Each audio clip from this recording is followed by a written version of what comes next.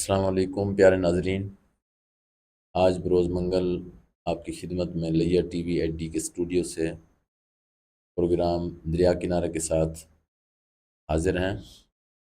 میرے ساتھ جناب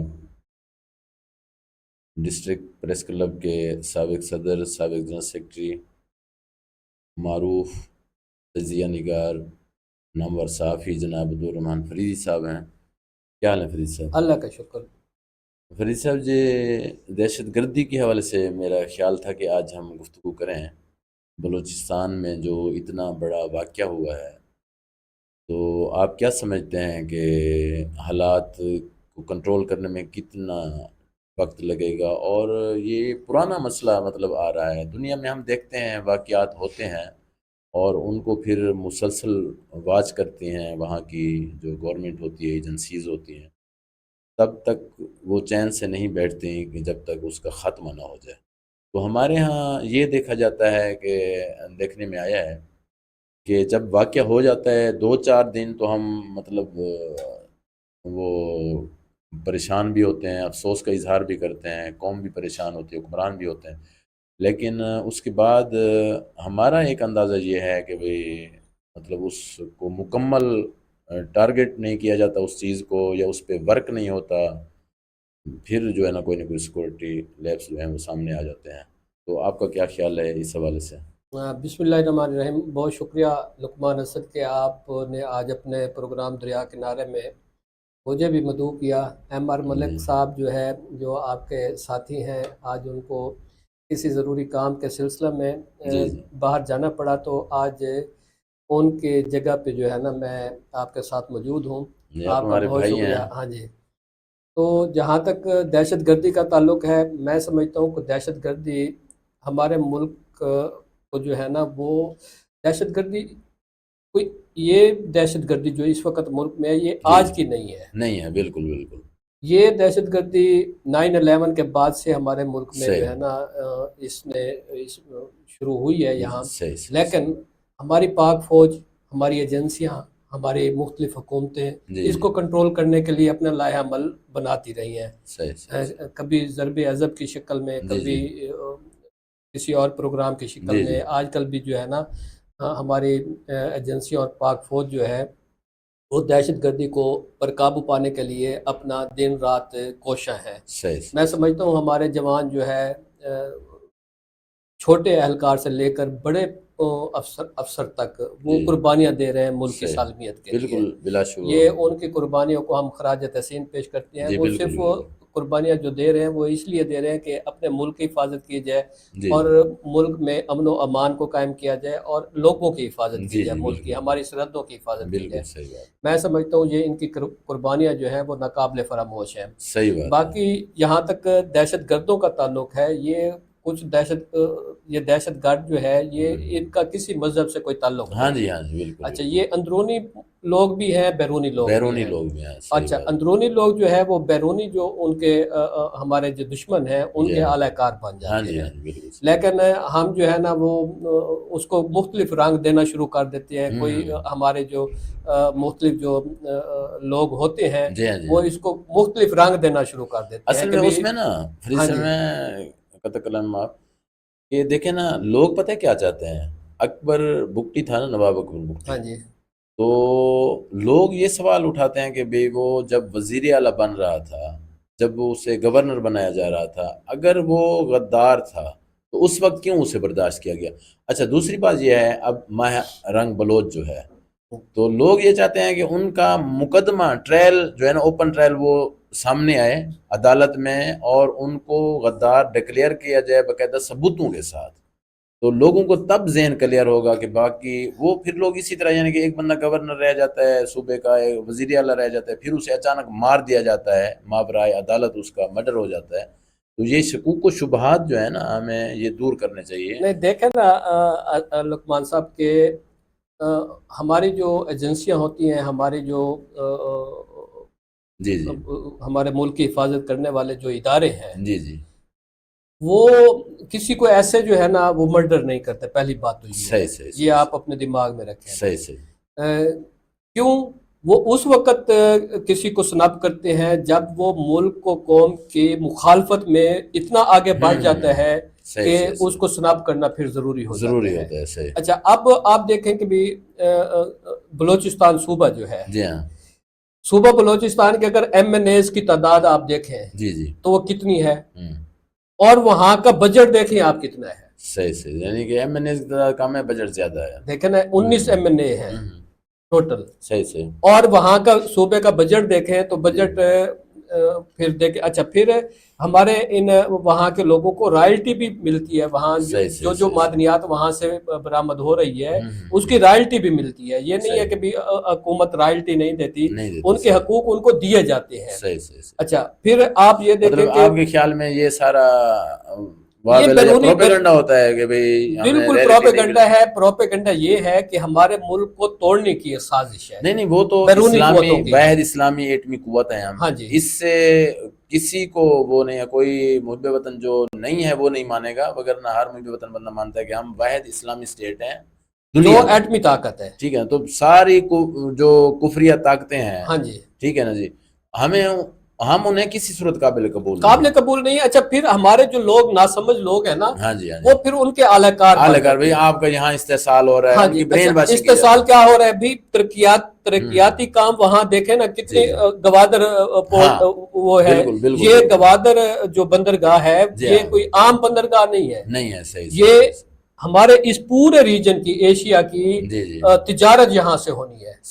اچھا اب وہ چاہتے ہیں جو بیرونی ہمارے دشمن ہیں. اچھا امریکہ تو نہیں چاہتا ہوگا نا بھی اب پاکستان کا جو گوادر پورٹ ہے کہ بھئی وہ سطح پہ چلا جائے. پاکستان وہ تو کبھی نہیں چاہے گا. دیکھیں نا دبئی کو دیکھ لیں، دبئی کتنا ملک ہے. ہاں جی چھوٹا سا ملک ہے نا. وہ دبئی کی وجہ سے ہے، مطلب زرعی زمینیں ہیں نہ، مطلب ایسا موسم ہے نہ ایسی معدنیات. پھر وہ عمران خان یاد آتا ہے یہاں تو 16 موسم نہ ایسی معدنیات ہیں وہاں. ہاں جی. اچھا یہ دیکھیں نا پھر حکومت کون سی حکومت ہے وہ یہ نہیں چاہتی کہ بھی ہمارے لوگوں کو سہولیات ملے. اچھا اب وزیر اعلیٰ جو بلوچستان ہے انہوں نے بالکل یہ کہا ہے، انہوں نے کہا کوئی بھی کسی بھی ملک دشمن کو نہیں چھوڑا جائے گا. صحیح. اچھا یہ ضروری بھی ہے. سرفراز بگٹی صاحب جو ہے ان کی سٹیٹمنٹ ہے. صحیح. اچھا فیسیلیٹیٹ بھی ہم کرتے ہیں. اچھا وہاں یہ دیکھیں نا کہ سب سے زیادہ پروپیگنڈا کیا جاتا ہے کہ بھی پنجاب جو ہے نا وہ ہمارے دیگر صوبوں کے حقوق غصب کر رہے ہیں. حالانکہ پنجاب دیگر صوبوں کو فیسیلیٹیٹ کر رہے ہیں. بجلی کے بل دے کے مر رہے ہیں. نہیں ہم تو فیسیلیٹیٹ کر رہے ہیں تمام کو. ہاں جی جتنی چیزیں ہیں یہاں سے وہاں شفٹ ہوتی ہیں. اچھا میں جو گزارش کر رہا تھا نا، وہ دوست ملتے ہیں نا، ایک میں آپ کو دلچسپ واقعہ بھی ویسے اس حوالے سے سناتا ہوں کہ وہ کہتے ہیں کہ ایک ہمارا یہاں علاقے کا بندہ ہے، وہ بڑا عرصہ وہاں مطلب کوئی کام کاج جاب کرتا رہا ہے پرائیویٹ، ٹھیک ہے نا جی. تو وہ بتاتا ہے کہ ہمارا جو وہ مالک تھا وہ ڈائریکٹ کنڈیاں لگاتا تھا، کبھی مطلب انہوں نے بل نہیں دیا. یا پھر یہ ہوتا ہے کہ وہاں جو سردار ہوتا ہے نا وہ اپنے علاقے کے سرداروں میں علاقے تقسیم کیے ہوئے نا، اس علاقے کے آپ مثال جس طرح ہمارے مواضع ہیں یا سرداری سسٹم ہے، وہ پھر وابڈا والے وہاں جاتے ہیں، وہ فی کا 100 روپیہ 200 روپیہ اس طرح کر کے بل دیتے ہیں. اچھا میں آپ کو بتاؤں کہ ہم بھی مطلب یہ گفتگو تو کرتے ہیں، ہمارا شعبہ ہے، تو وہ ایک بلوچستان سے آیا ہوا تھا بندہ، ہمارے ایک دوست کا دوست تھا کوئٹہ سے. تو میں اتفاقاً وہاں پہنچ گیا تو میں بھی یہی باتیں کرنے لگ گیا، مطلب ہماری حکومت کو چاہیے کہ وہاں کے لوگ فیسیلیٹیٹ کریں. جو اس نے میری گفتگو سنی، پھر وہ ہنسنے لگا. اس نے کہا بات یہ ہے کہ وہاں زرعی بینک والوں نے ہمارے علاقے میں نا اپنا وہ شاخ اوپن کی، ٹھیک ہے نا جی. تو لوگوں نے قرضہ اپلائی کیا دھڑا دھڑ، ٹھیک ہے. تو انہوں نے لون دے دیا سب لوگوں کو.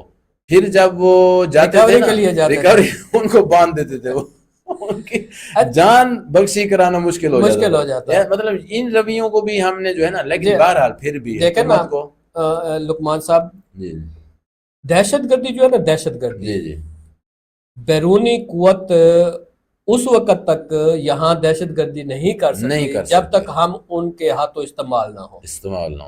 سہولت کار یہی ہوتے ہیں، یہی کہ مقامی لوگ مقامی ہوتے ہیں. اب ہماری جو ایجنسی ہے وہ یہ کر رہی ہے مقامی سہولت کاروں کو سنپ کر رہی ہے نا. صحیح. اب یہ دیکھ لیں ریل والا واقعہ آپ کے جعفر ایکسپریس والا واقعہ آپ کے سامنے ہے. وہ باہر کے لوگ تھے؟ نہیں. اچھا وہ واقعہ آپ کے سامنے ہے. پھر یہاں لیا میں 4 لاشیں آئی تھیں, آپ کو یاد ہوگا.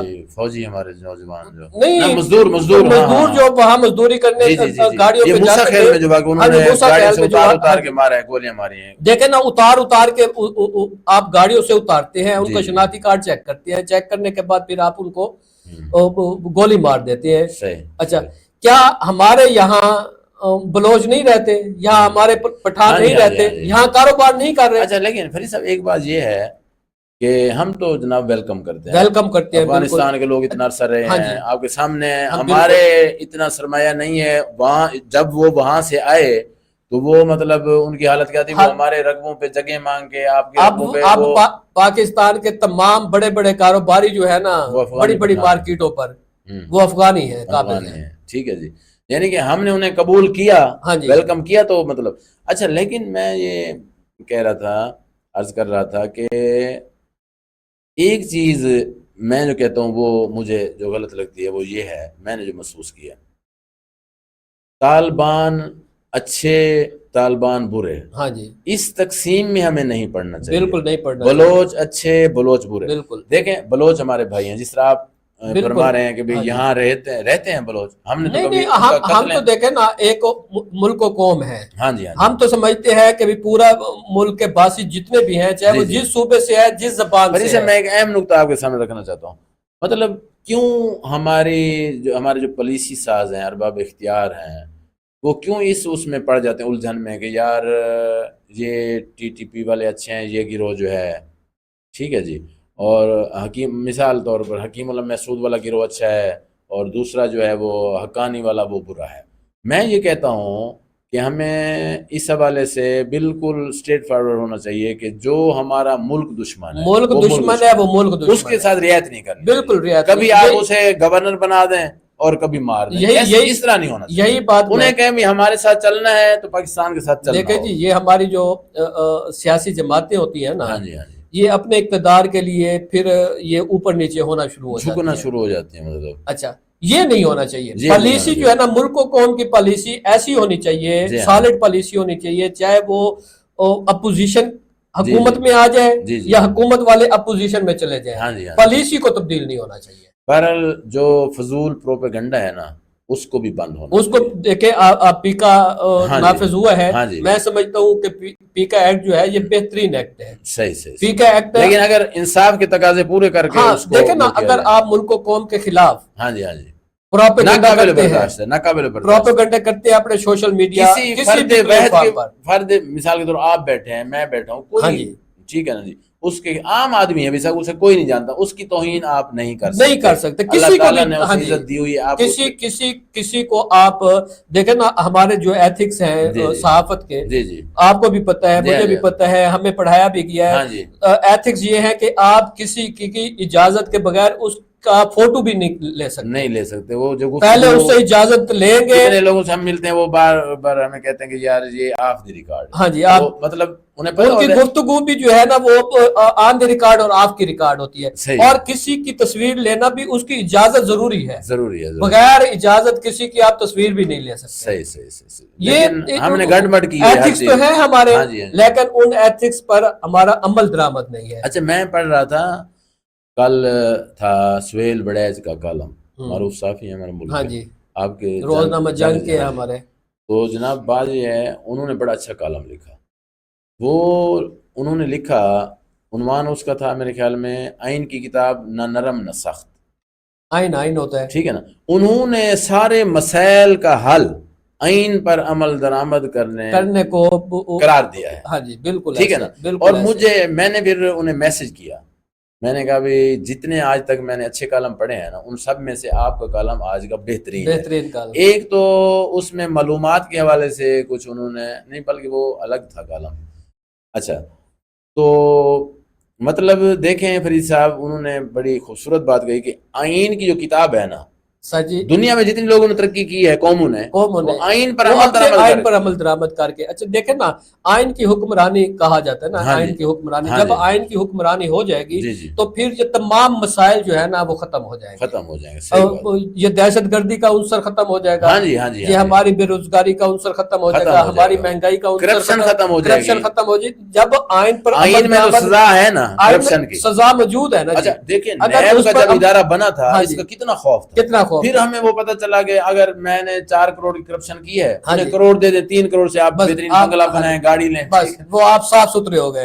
پھر ایسے جو چیزیں ہماری قباحتیں ہیں آپ کی, لیکن بات صحیح ہے, سیاستدان جو ہے نا سیاستدان وہ خود غلطیاں کرتے ہیں, پھر وہ خود پکڑے بھی جاتے ہیں, پھر وہ ہمارے پاس عوام کے پاس رونے دھونے کے لیے آ جاتے ہیں. دیکھیں جی وقتی طور پر آپ حکومت میں ہیں, وقتی طور پر آپ آئین کو اپنے لیے اسے تبدیل اور نرم کر لیتے ہیں, لیکن ملک اور قوم کا نقصان, لیکن وہ اس کا نقصان ہوتا ہے. آئین میں تبدیلی جو ہے وہ ملک و قوم کی خاطر ہونی چاہیے. آئین کی تبدیلی کسی ذاتی اس کے لیے نہیں ہونی چاہیے. میرے خیال میں کافی ٹائم ہو گیا ہے, اور وہ میں آپ کو بھی ظاہر مبارکباد دینا چاہتا ہوں, ہمارے لیے کے نوجوان جو حسن نواز ہیں قومی کرکٹ ٹیم میں سلیکٹ ہوئے ہیں.